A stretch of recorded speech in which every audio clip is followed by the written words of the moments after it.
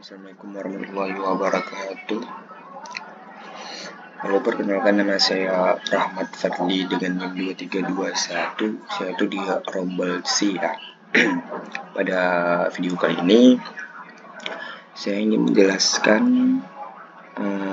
hasil dari tugas Kamens clustering dengan data jumlah penduduk di Provinsi Aceh dari tahun 2020 sampai 2022 menggunakan Excel. Berikut adalah data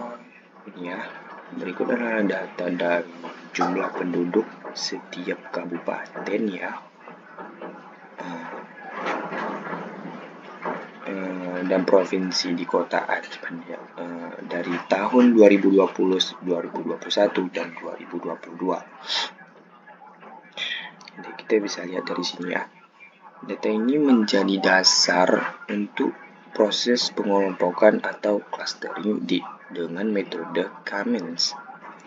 Langkah-langkahnya itu dengan cara kita itu pada sheet ini saya menghitung jarak isolation dari masing-masing data ke 3 centroid yang telah dipilih secara acak sebagai awal C1, C1, C2, dan C3. Ini ya. C ini disingkat dari cluster tadi. Oke, ini ditunjukkan di bagian atas. Bisa digunakan seperti yang ditunjukkan dengan atas. Berarti kita masukkan rumus estimation distribution ini digunakan seperti yang ditunjukkan di atas ini ya. Nah, seperti yang ditunjukkan yang di atas ini. Oke.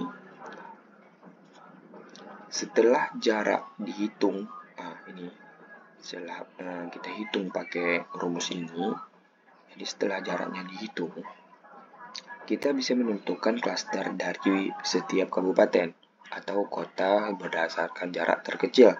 Misalnya, jika C1 paling kecil, maka data masuk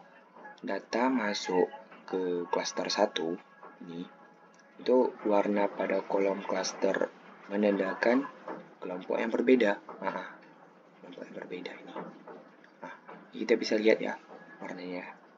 Setelah semua data dikelompokkan, kita hitung ulang step centroid yang baru ini digunakan untuk literasi berikutnya sampai hasil klasternya stabil.